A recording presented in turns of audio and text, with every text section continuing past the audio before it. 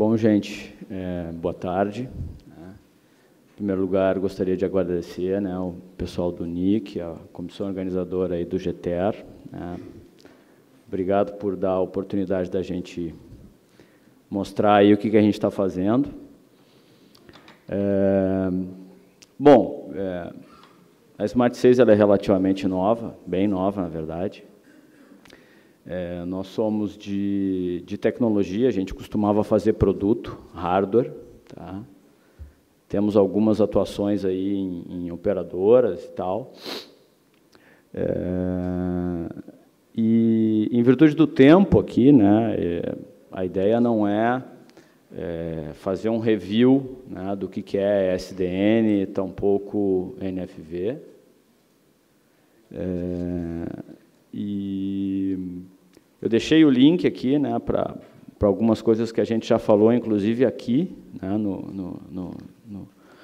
no GTR. E tem também tem um site aí que eu gosto bastante, que é o SDN Central, e tem bastante material. Então, eu estou partindo do princípio aqui que, pelo menos num certo nível, a gente sabe o que é SDN e NFV. Rapidamente, SDN basicamente é uma rede controlada por software. Tá? Não necessariamente a gente precisa, na minha visão, de um controller SDN, de OpenFlow, de uma série de coisas. Basicamente, e é o que a gente está usando, é a capacidade da gente criar rede, editar rede, destruir rede, tudo isso por software, com uma arquitetura, com uma interface REST, como vocês vão ver, mas sem mexer em cabos, sem colocar um outro switch, sem colocar um outro roteador. É tudo software em cima de servidor commodity. Tá? Bom, mas e o porquê disso?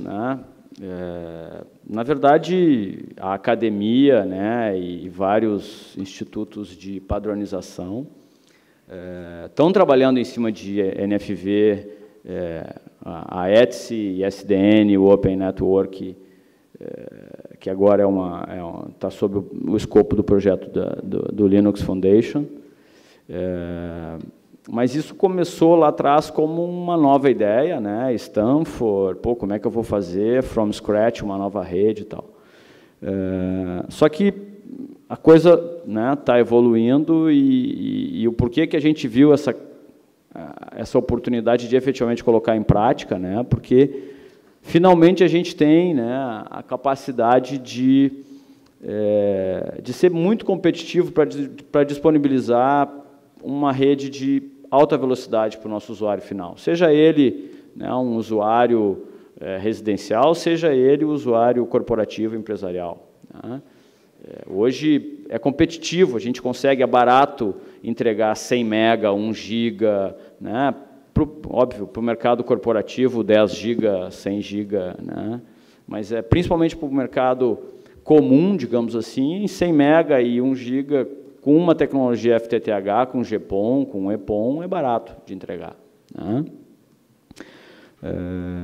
Bom, e daí essa questão de nós termos uma rede, o conceito de SDN, de nós conseguirmos criar, destruir, editar, ampliar redes, tudo por software, junto com a questão de que, e aqui, não só, mas principalmente a Intel fez um excelente trabalho em possibilitar com que a gente consiga colocar funções de rede, de CPE virtual, de firewall, com NAT, com PAT, com QoS, em cima de servidores commodity, ou seja, são servidores que não tem nada de appliance de hardware, e aqui quem está falando é uma pessoa que fazia appliance de hardware há até 2 anos atrás.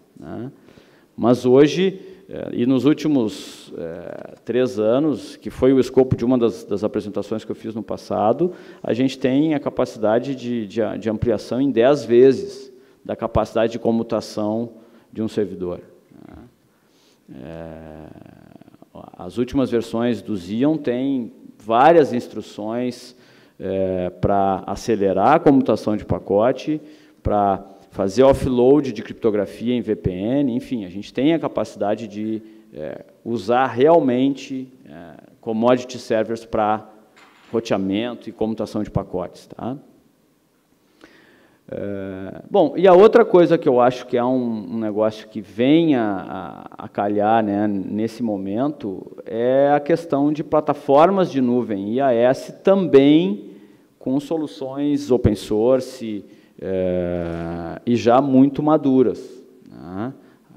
Em seguida a gente vai ver, nós, por exemplo, usamos OpenStack, né, mas não é só OpenStack que existe, né, existe CloudStack, OpenNebula, enfim, existem outros projetos, né, mas são projetos que também já estão há muito tempo no mercado, que têm o suporte das maiores empresas, né, são projetos que têm milhares de linhas de código, que têm uma governança que efetivamente libera versões a cada 4, 5, 6 meses, então fica tá muito mais tranquilo da gente efetivamente conseguir usar isso.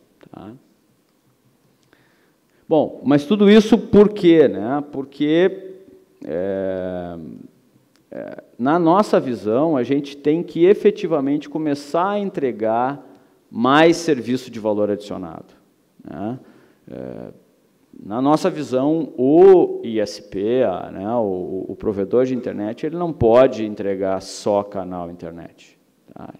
Ele pode, ele deve, ele tem condições de entregar um serviço agregado, de botar um PBX na nuvem, de efetivamente oferecer backup para o usuário perto do usuário. Né? Por quê? Porque a gente tem uma porta de GPON OLT 2,5 GB. Né? Então, a gente tem, efetivamente, com o FTTH, a gente tem banda do core de rede, né, do ISP ou da operadora até o cliente.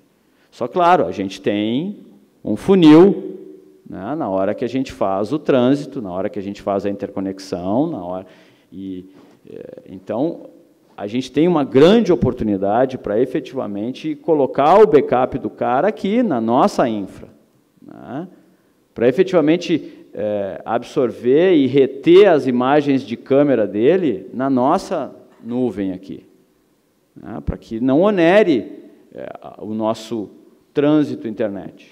Tá? Bom, além disso, né, essa, digamos assim, é uma questão econômica, de topologia e tal, mas a outra questão é a inovação rápida aí, né, no ambiente de telecom. Todos aqui presenciaram o crescimento com mérito, né, dos over-the-tops. Né? Não vou nem citar o nome dos famosos, né, mas, enfim, mas são empresas de software que entregam serviços ágeis, rapidamente. Né? Então, assim, está todo mundo correndo para tentar ter um modelo de operação, de entrega e lançamento de serviços ágil. Né? Outra coisa, o cliente não quer mais abrir chamado. Poxa, se eu tenho que ligar para um 0800 para abrir chamado, vai ser para cancelar o serviço, sinceramente. Eu quero entrar num portal e eu quero provisionar. Eu quero comprar mais internet, eu quero ampliar minha banda, eu quero levantar um novo servidor porque eu quero fazer um teste agora. Porque foi quando eu tive tempo, eu não tenho...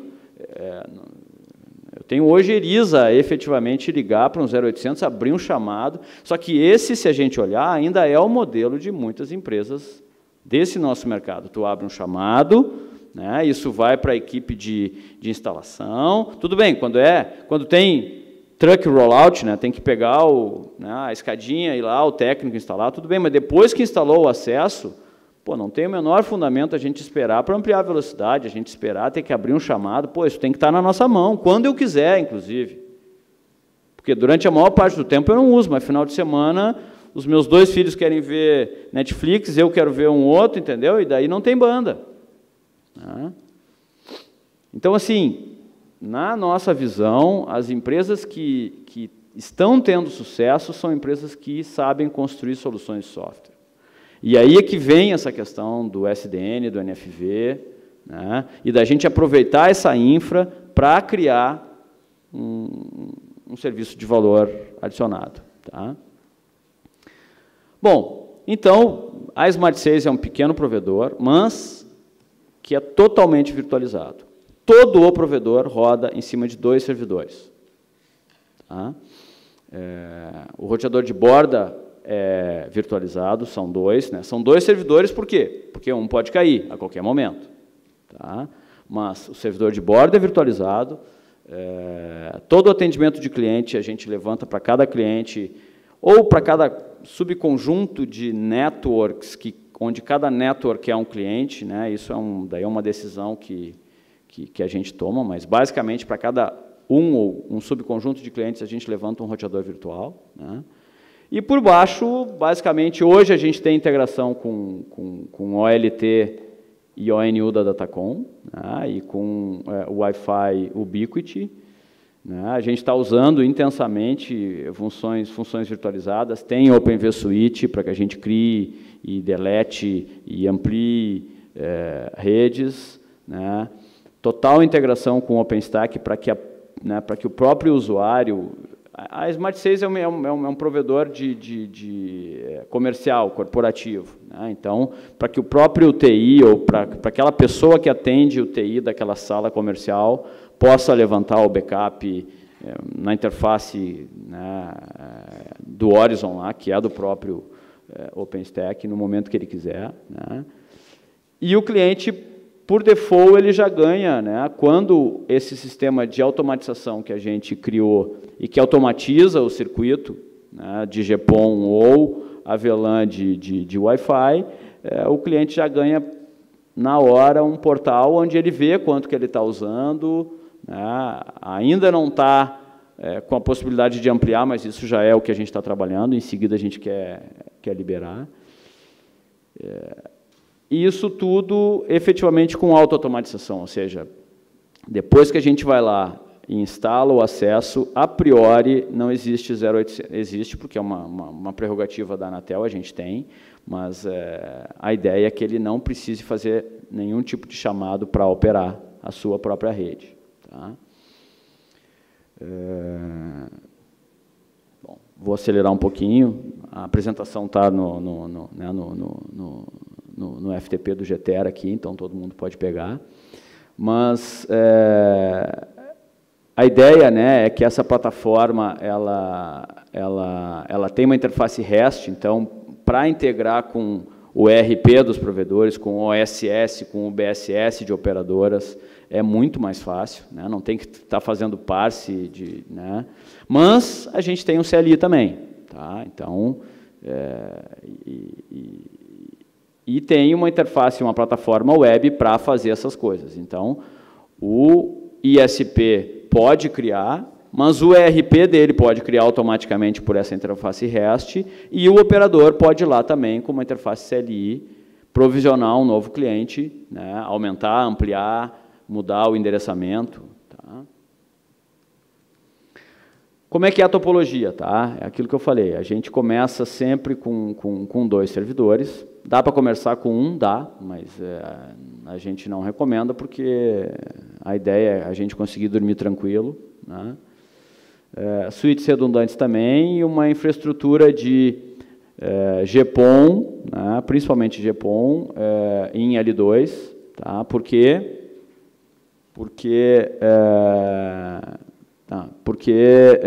basicamente cada cliente aqui ele recebe uma VLAN, né, e a gente usa TLS, né, serviço de LAN transparente. E daí aqui essa VLAN ela vira uma network virtual, e a gente escolhe se vai ter um roteador, ou se vai, né, um roteador por cliente, ou um para vários clientes, ou um para um grupo. Enfim, isso é parametrização, né, do serviço de cada situação. Então a gente interconecta os equipamentos de acesso GPON e o Wi-Fi em L2 e efetivamente chega, né, nesse conjunto de no mínimo 2 servidores que a gente chama de cluster. Tá? Cada cluster tem dois roteadores de borda, né? No nosso caso,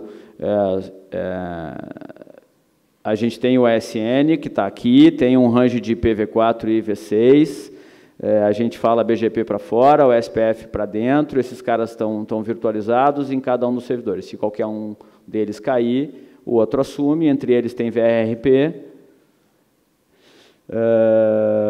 E cada um desses clusters aqui tem a possibilidade, né, na verdade, ele já vem com alguma capacidade de provisionamento de VMs e storage, que pode ser, né, essa VM pode ser provisionada numa rede privada que eu criei para o cliente, ou já direto numa rede pública, e eu dou um IP público para aquele servidor, né. O tamanho, né, esses dois servidores na parte de rede, daí sim depende bastante, né. Se a gente começa a ter muita demanda de VM para esses clientes que estão conectados aqui para baixo, a gente vai adicionando novos servidores. Tá? Uma pergunta recorrente quantos clientes suporta, qual é a escalabilidade e tal? Bom, geralmente a gente começa com servidores mais simples, baratos, até para efetivamente fazer a prova de conceito, né, da tecnologia, e daí a gente tem algo em torno de 1000 clientes, né? Mas se a gente investir num servidor grande o suficiente, a gente consegue chegar a 10.000 e até mais, com, né, a diferença de que a gente tem uma escala horizontal, né? Eu começo com esses dois atendendo 1000, daí, poxa, agora eu quero atender 10.000. Para a parte de rede, a gente sempre cresce de 2 em 2, porque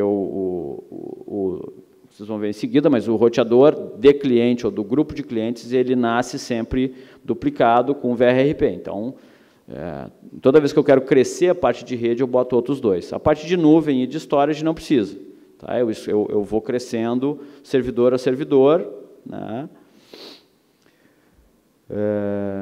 Bom, e como é que é o circuito de cliente? Né?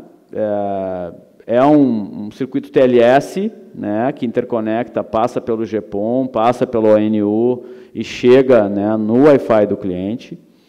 A gente tem os dois casos, tá, onde a gente continua tendo um L3 aqui como CPE do cliente, mas na Smart 6 a gente não usa CPE L3. Tá? Na Smart 6, o CPE está nesses dois, está no servidor, nos dois servidores, é um CPE virtual. Cada novo cliente corporativo que a gente levanta, ele ganha um roteadorzinho virtual aqui, dual, né? Levanta nos dois servidores. E o AP, Wi-Fi, enfim, a ONU, é tudo bridge. Tá? Então, aqui, se eu tenho que fazer algum debug no cliente, eu consigo entrar, né, na rede do cliente, a gente consegue monitorar via IPFix, S-Flow, criar gráficos. Tá? Bom, não usamos PPPoE, tá? É tudo DHCP. A solução ela já nasce para cada cliente com um DHCP, DNS, Firewall, NAT, NAT-PAT para V4, Slack para V6, funcionando. Tá? Bom, e daí a gente tem essa criação de profiles aqui, né? Ou seja, se é uma banda larga com bastante gente que a gente quer, de repente, reaproveitar os endereços IPv4, a gente pode botar um roteador com NAT-PAT para várias networks de cliente, saindo com um IPv4, fazendo NAT-PAT, e entregando o IPv6 direto para os caras via Slack. No nosso caso, como é um provedor corporativo, é um roteador por cliente. Tá? Mas esses profiles aqui a gente consegue fazer, alterando um pouquinho os parâmetros aqui, né, de OpenVSwitch, OpenStack, roteador virtual e tal. Isso tudo a gente consegue fazer. Bom, encerrando aqui, até para deixar um pouquinho de perguntas, né?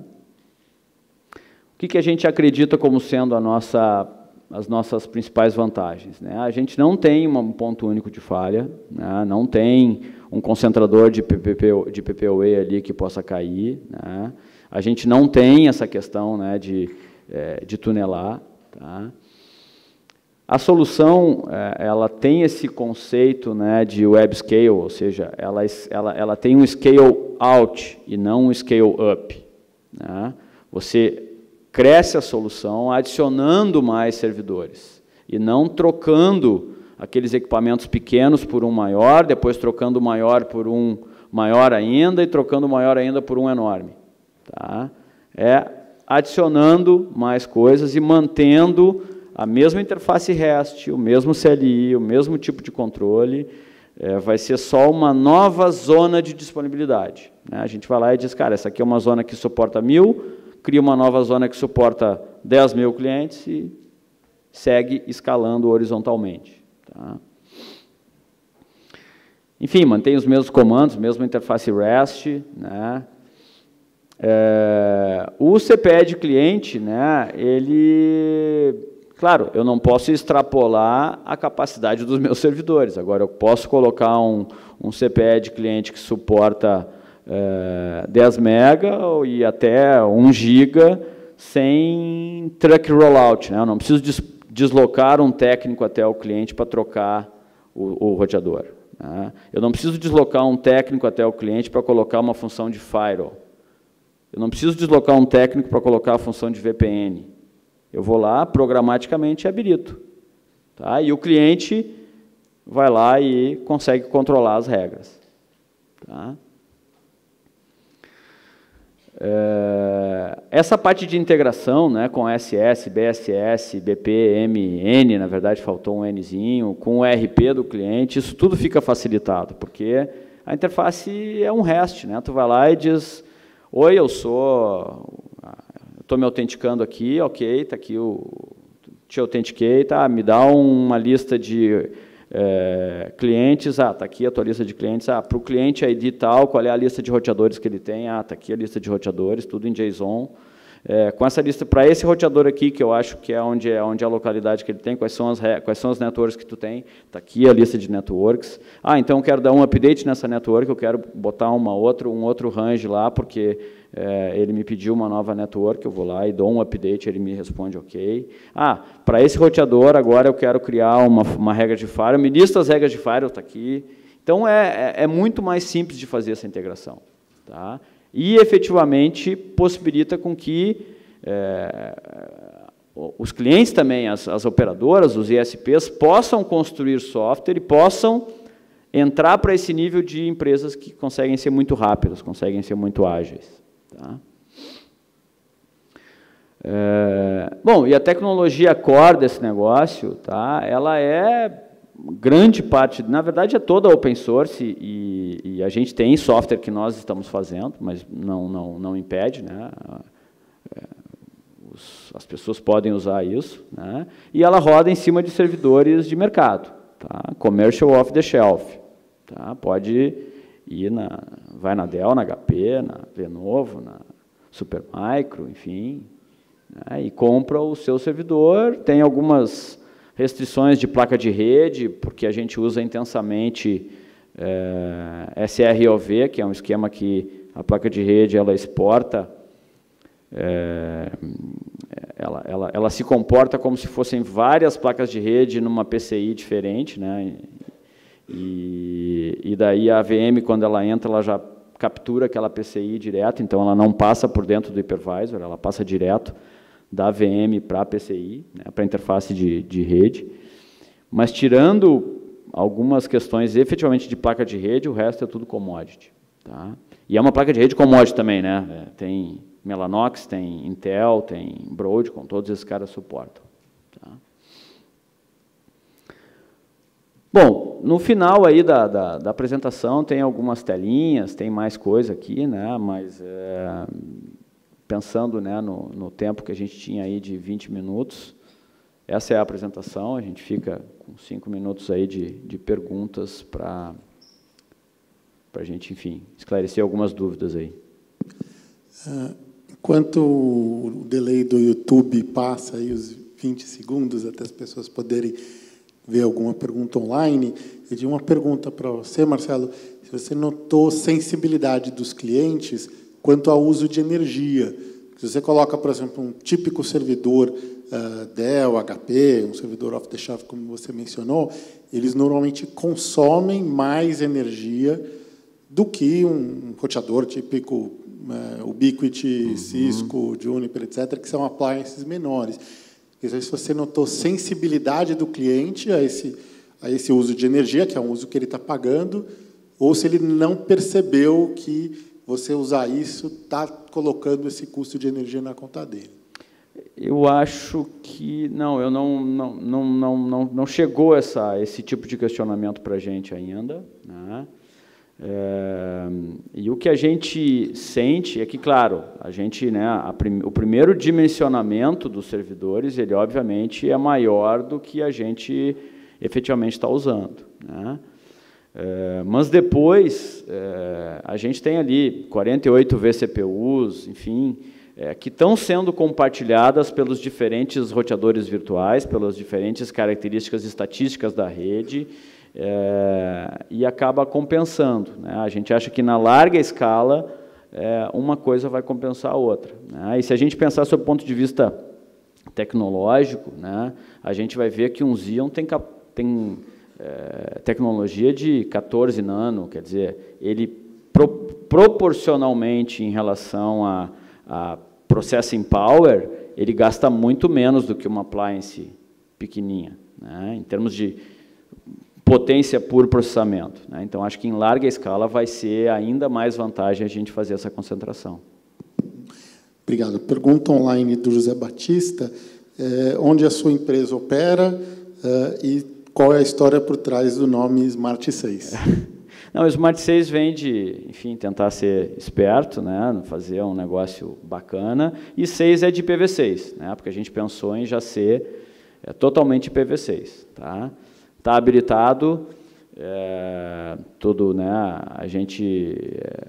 todo cliente nasce e ganha IPv6, a gente andou tendo alguns problemas aí com aqueles ataques que tiveram, e a gente viu que os caches de V6 não funcionaram tão bem quanto os caches de V4, a parte de performance e tal, mas hoje ela é um provedor que opera em V6, e V4, óbvio, né?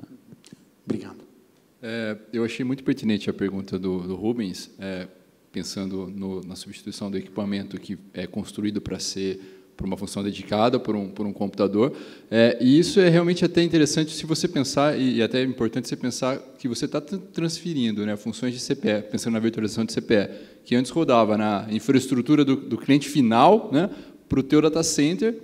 Então, eu imagino que, numa escala maior, esse processamento adicional, que demanda energia, vai sim começar a ser pode ser sentido, sim. Mas a minha pergunta é a seguinte, você fala de escalabilidade no seu sistema, e isso é muito bonito quando a gente tem poucas máquinas, 2 máquinas, mas pensando em centenas de máquinas para atender um provedor realmente grande, a gente tem que tomar uma decisão de projeto aí que é ou garantir a consistência dos seus dados, ou garantir a disponibilidade de serviço, ou manter tudo sempre conectado. Aí eu queria entender, nessa solução, na questão da escalabilidade, qual que é o problema que vocês resolveram atacar em relação a esses 3 e como que vocês resolvem ele, pensando numa escala realmente grande. Assim, hoje, atender 10 mil clientes com 2 servidores é uma realidade bem simples de ser atendida, né? Claro que a gente não está falando de milhões de clientes, mas a gente também não está falando de ter poucos data centers para atender muitos clientes. A ideia é que a gente tenha network data centers, que é uma ideia, né, propagandeada e defendida muito pela TIT, onde a gente vai ter clusters, né, e o próprio uso, né, de 4.000 VLANs, claro, 4.000 VLANs por NIC, a gente pode, né, por interface de rede, mas assim, a ideia é que cada cluster vá atender coisa como 10, 20 mil clientes. Depois a gente vai ter um outro cluster. E daí depois, no fim, acho que até está aqui, a gente vai ter uma federação de clusters. Então, não é, né, um cluster, um data center atendendo todo mundo, tá? Sobre a questão assim de arquitetura de hardware, né, se a gente pensar que acabou o tempo, se a gente pensar que no passado uma appliance ela era um processador, memória flash, memória RAM e fonte, né?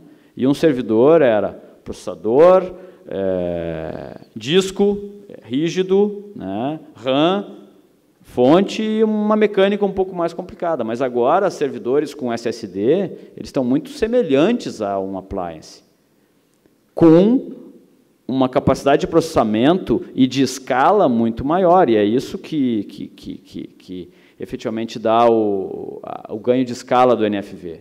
Né? Uma dúvida para um provedor que se chama Smart 6. O que você vê no seu futuro? CGNAT com NAT 444 ou NAT 64?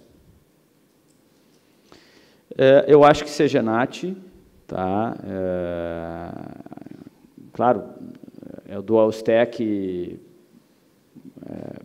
desde o início, né? Mas assim, para aquela cauda longa lá de IPv4 que vai restar, eu acho que o mais simples é o CGNAT. Eu vou agregar duas perguntas que a gente tem aqui online, de se as CPEs são open source e se a configuração e o provisionamento são feitos na OLT, se eles são feitos via SNMP. Não, na OLT a gente usa hoje a interface que a gente tem, né, com o Datacom, que é NetConf, tá? Porque a nova geração lá dos equipamentos já está usando NetConf. E esse roteador virtual, sim, ele é um container dentro do Linux e é open source. Tá? Basicamente, é um NetNS do Linux que a gente levanta para cada virtual client, para cada cliente. Última pergunta ali, a gente precisa encerrar. Boa tarde. Alexander, Cita Telecom. Eu gostaria de saber se vocês possuem redes mistas com equipamentos ligados ainda onde o plano de controle ainda está no equipamento, né? E se for o caso, se vocês usam Ansible para isso ou alguma outra solução? Não, internamente a gente usa Puppet, tá? E não Ansible para efetivamente provisionar e levantar toda essa infraestrutura e efetivamente automatizar os leguinhos que vão subindo aí, né? O legado, eu imagino que seja o CPE, aquele tradicional, que é um roteador na ponta, sim, a gente tem um caso, né, que a gente está avaliando, e a gente está desenvolvendo a solução para ele, mas acaba sendo uma parametrização, né, de ter um roteador no meio, que daí usa um endereço privativo, né, que não é roteável, endereço privado, mas que, no final das contas, acaba também, via DHCP, dando o endereço público lá para aquele CPE, que ainda é um roteador, né? E que, no caso, é o Happylight da MikroTik, né? E daí a gente está tentando integrar coisas para trazer aquela visibilidade que a gente tem na rede. Quando a gente tem a rede virtual, a gente tem a capacidade de, enfim, snifar, fazer S-Flow, fazer Netflix, fazer IPFix daquele tráfego do cliente e gerar um gráficozinho bacana, né? Com um roteador que está lá na ponta, a gente está agora começando a tentar interfacear com ele para pegar essas informações. Então, é possível, sim. Só muda um pouquinho o approach, né? Só respondendo, acho que tinha uma pergunta, né? A Smart 6 é um provedor pequeno, atua em Porto Alegre, em prédios comerciais, tá? E a gente chega no prédio e fibra todo o prédio e usa GPON para chegar nos clientes. Tá? Então, vamos agradecer ao Marcelo. Obrigado. Uma salva de palmas.